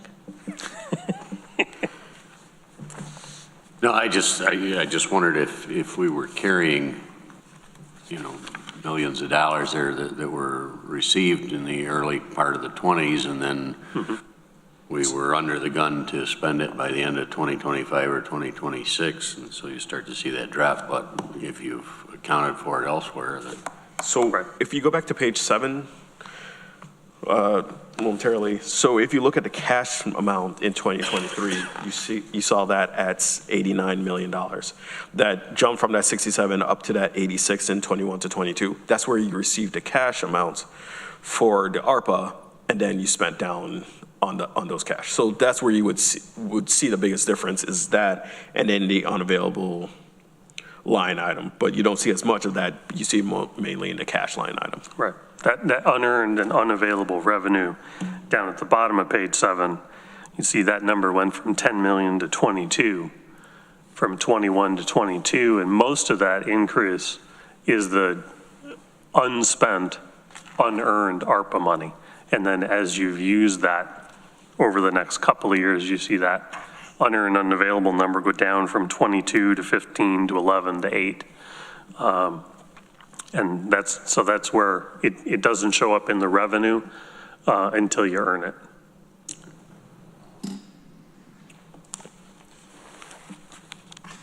So I'll jump ahead now. Are there any more questions on the fund balance? All right. I'll jump ahead to page 12, and once again, we were working out a couple of issues on the budget with Daryl that we're going to bring to next week, but overall, the budget, you were favorable. We look more mainly at the expenditure side to see that you are favorable in terms of each of these separate functions. We want to make sure that there are no underspent areas, and of that, there were none. You were underspent by about $7.5 million under the current year budget. On the revenue side, it does show as an unfavorable variable of about 5.6 right now, currently, but there were some numbers that, because of the way the county system looks, it shows as a revenue, but it was actually assigned fund balance. So there are some amounts that I do have to move out of the final budget on the revenue side down against that appropriated fund balance that I will be doing after this meeting. So with that, like as I said, currently we look at the expenditure side and you are favorable by about 3.1%. I got a question, and yes. It's more for Norma, I think. When you do the original budget, so for 2025, it was $231 million, but then actual with encumbrances and $241 million. Is that just transactions that we've done in that year from the original budget? When we adopted the budget, we added 10 million in some way, and it could have been through grants, it could have been for all sorts of things. Yep. And the authority always comes from a resolution. Right. So those are modified budgets throughout the year. Okay. Yeah. Thanks. Geez, we did $10 million in budget modifications? Probably. I mean, between grants and different things that take place during the year. Holy cow. We get a lot of grants and things. Well, some of it. Highway, there's all sorts of That's stuff going right. on, right? That's right. Some of it comes from my department as well. You guys, with the resolution, gives me the authority to do some last minute budget adjustments. I know there was a chunk, and I can give you the actuals if necessary, because sales tax did go up.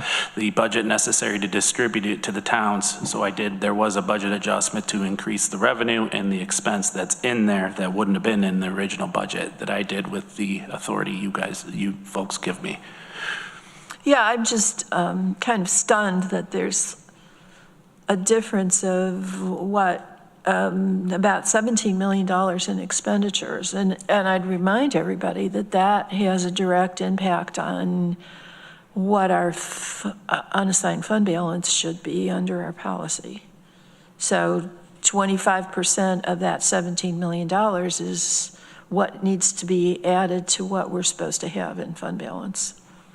I wish there was a better way of tracking the impact that our various resolutions have on our actual budget, because I think we probably lose sight of that.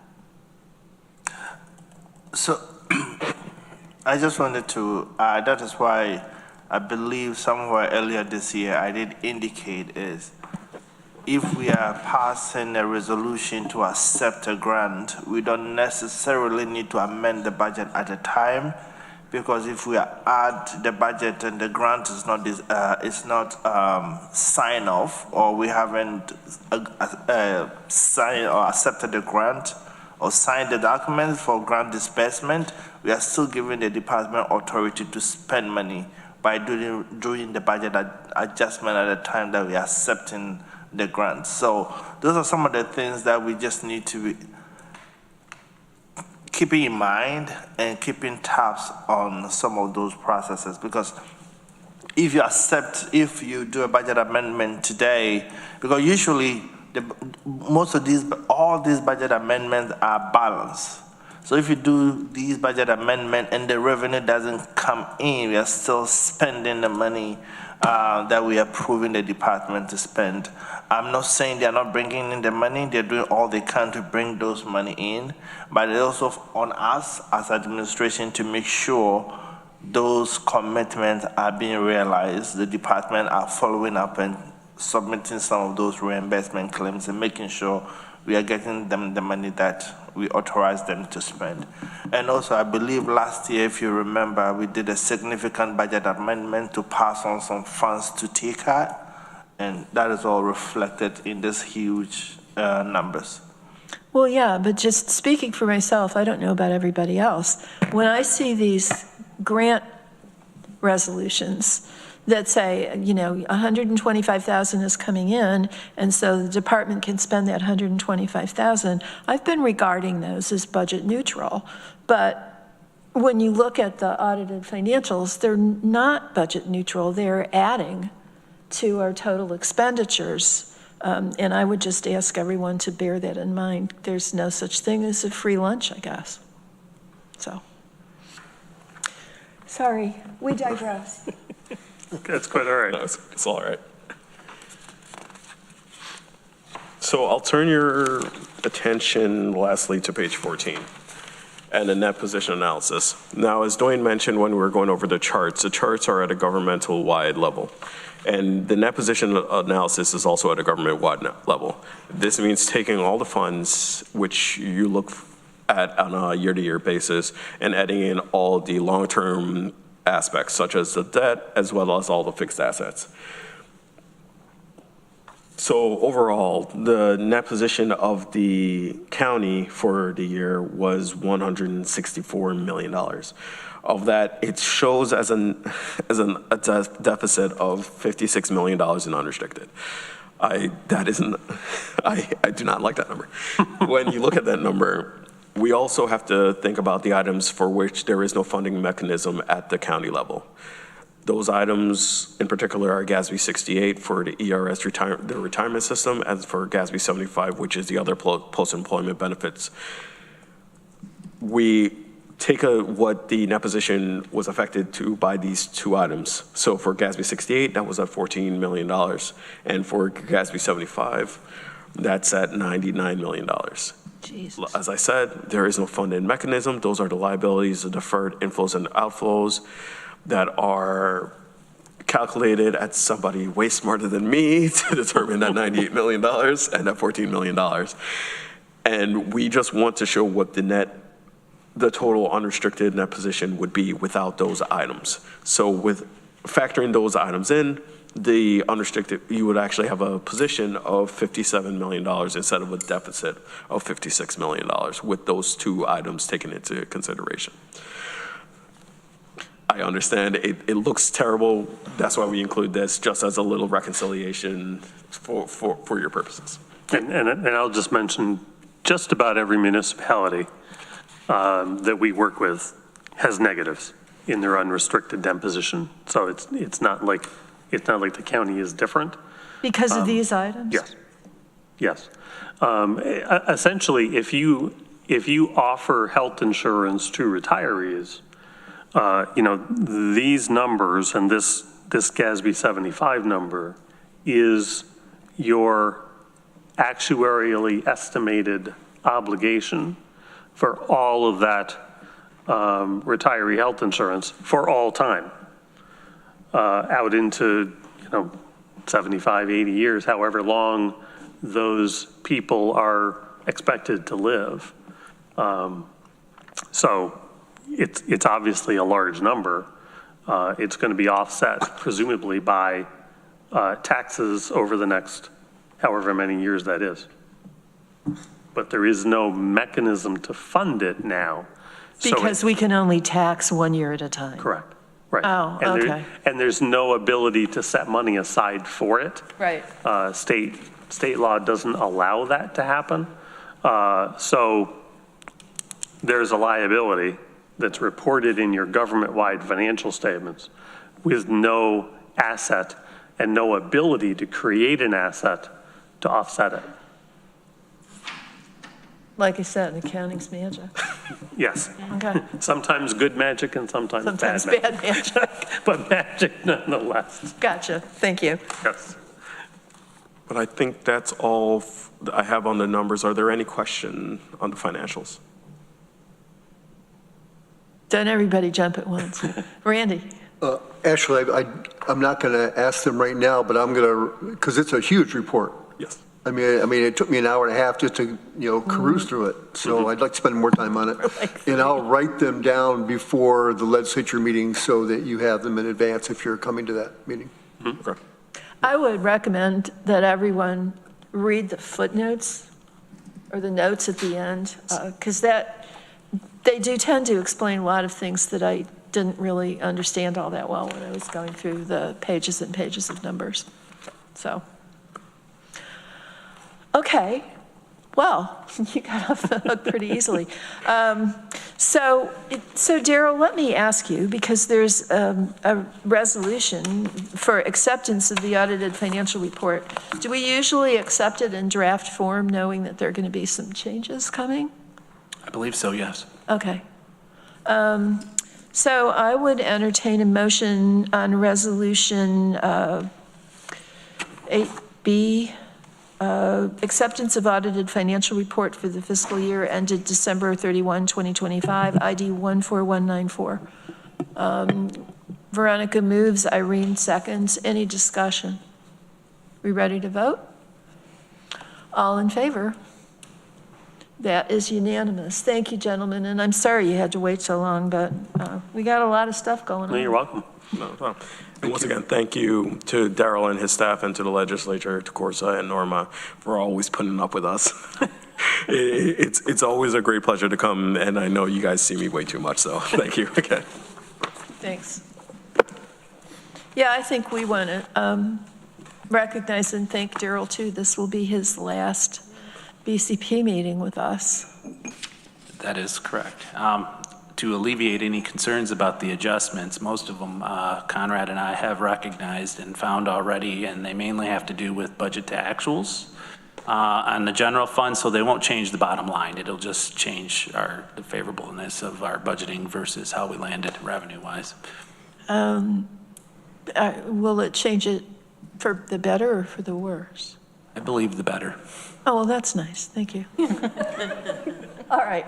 Thank you very much for coming. Thank you. All right. Daryl, you got reports. Just give me one moment and I will share my screen.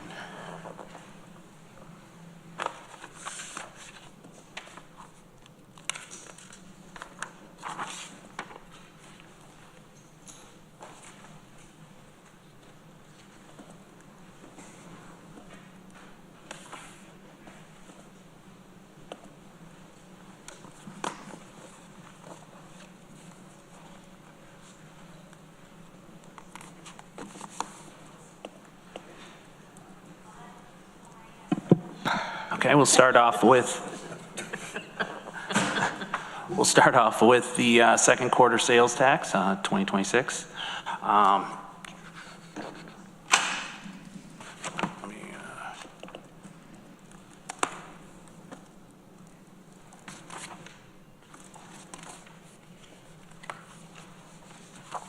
Okay, so for 2026, year-to-date for the month, or for the second quarter, we have received as a county $21.9 million in sales tax.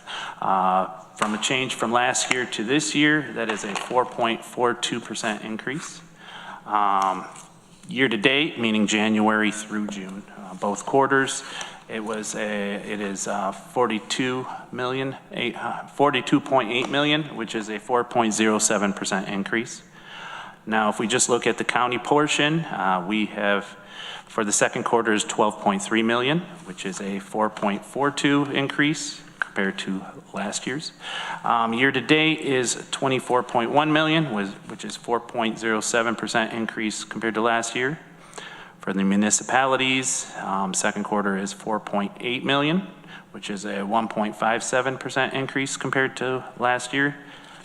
Year-to-date is 9.6 million, which is actually a 3.23% increase compared to last year. Now, the city of Ithaca, second quarter was 4.7 million, which is the highest of them all, a 7.48% increase. And year-to-date is 9.1 million, which is 4.96% increase when you look at the year-to-date for the 2 quarters compared to last year. When you look at the actual to the budget, we're at about 40. Well, if you look at the unallocated, we're at 47.11%. And what that means unallocated is that takes out the portion that we pay to the city and the other agencies per our sales tax agreement. So the unallocated is the thing that most closely matches what we've budgeted for receipts, is that correct? Correct. So we're and that's the portion that stays to the county. Yeah. So the gross, the one on the left, the actual budget for the gross, that is when you add in the amounts that we pay directly to the city or the other agencies per the 1% sales tax agreement. But the number we should really be paying attention to is the unallocated sales tax revenue and that actual to budget, right? Correct. Okay. And so we are we're a little under, but we're still in line for the first half of the year. Now the next page. Actually, Joe, I have a question on this. Yeah. This is, report looks different than the one we looked at on the legislature.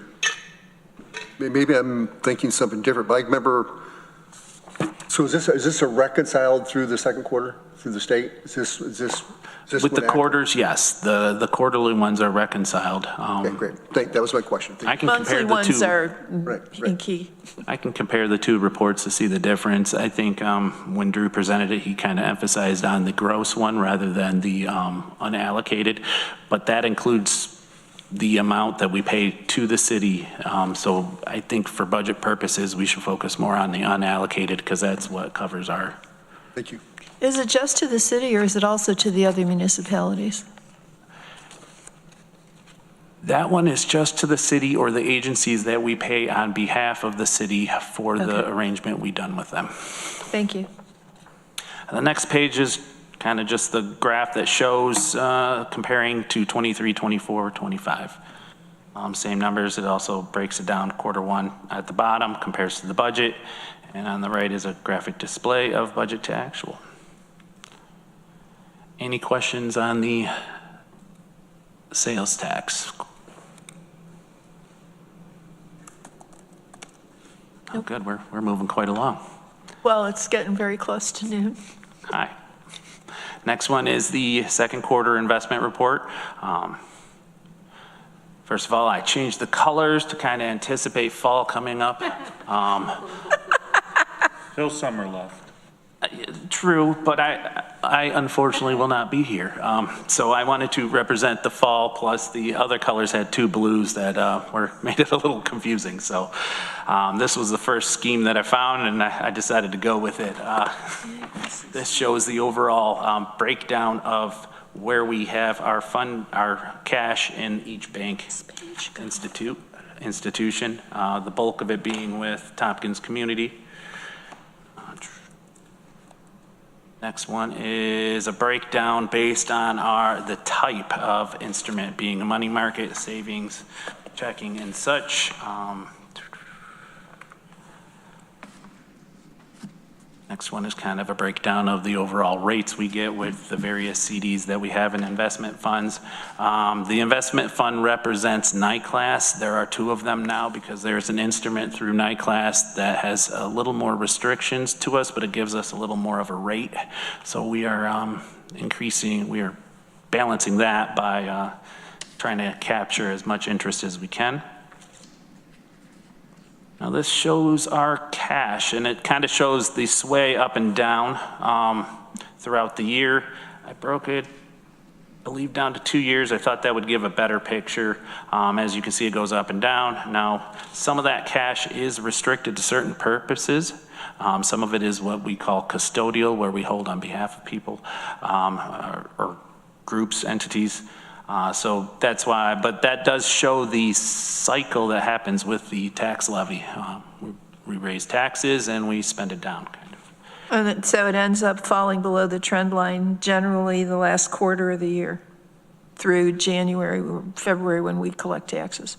Comes pretty close, but overall, yes. It kind of looks swayed there because I'm ending it in June to show just 2 years. I mean, we're not done with the spending portion of that cycle, but we've collected all our taxes. Okay. Right, Randy, sorry. That's okay. It looks like we're going to be exceed our budget, which is good if we keep on this path. But is there somebody specific in your department that is responsible for kind of managing all this? Or is that you, or is this being delegated to somebody, or? I put together this report. I mean, just the managing of the CDs and which money goes into New York class and all the. Moving stuff around. It's done by a group of people in my department. Treasury, the division Treasury does the physical transactions. They talk with Drew and I, and they present something. We're in the middle of implementing a cash software that should assist with that. I do want to point out the comment you made about budget to actual. I believe you're looking at the interest, correct?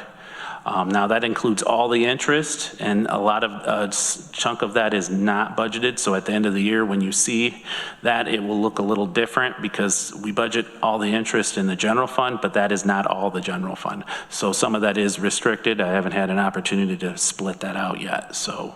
Okay. Thank you for that. Yep.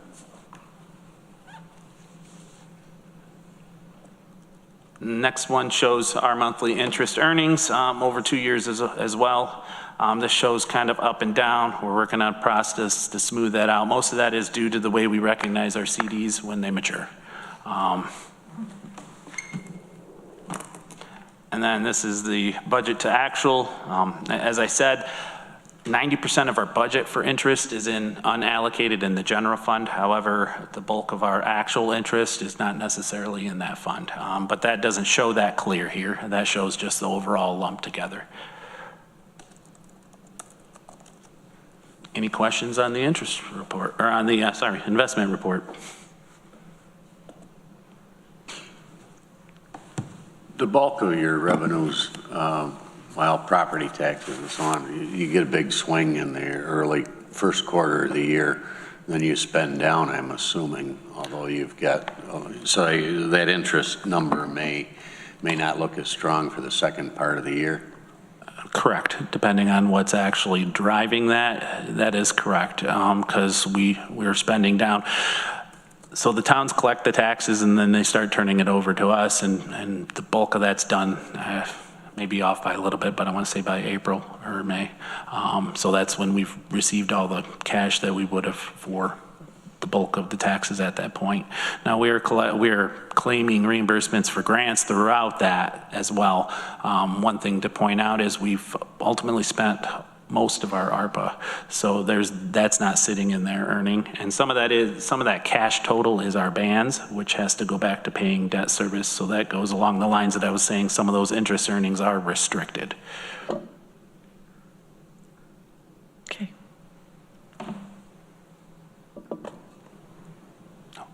Okay, next one, contingency report.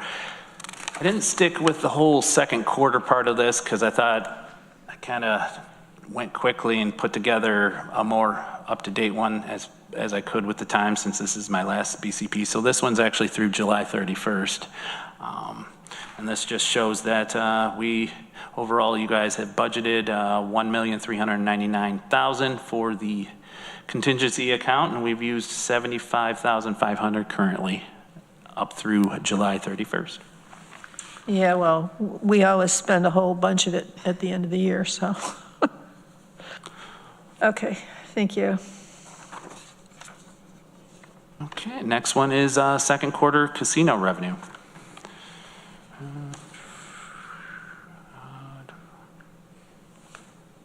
So what this shows is for the second quarter, we have received 700,864. Compared to last year, there is about a $13,000 increase so far, just in the second quarter, which is good. We're showing collection overall improvement and increase. The next one shows our budget to actual. Our budget, we've stayed at 2.1 million. We have not adjusted that in the past few years. So we're right on mark to surpass that by the end of the year. It's amazing to me, with the economy being as bad as it is, that people just keep gambling. Just blows my mind. Sorry. I did kind of look back, and it does, I think there were a few exceptions where it dipped down, but it was a slow increase. And no matter, whether it was during COVID or whatnot. Jeez. Okay. And then the next page here shows the breakout between Del Lago and Tioga Downs throughout, since 2023, quarter one, throughout quarter two, 2026. Any questions? Thank you, Daryl. I know I speak for all of us in wishing you the best of luck and success in your new position. Thank you. You rat.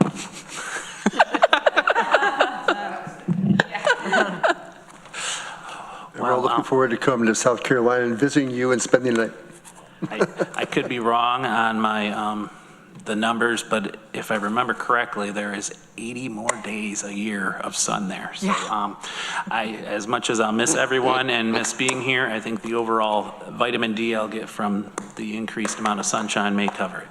Sun is overrated. All right. Does anybody have anything else? Okay, there being no further business, we are adjourned. Thank you. Thank you all.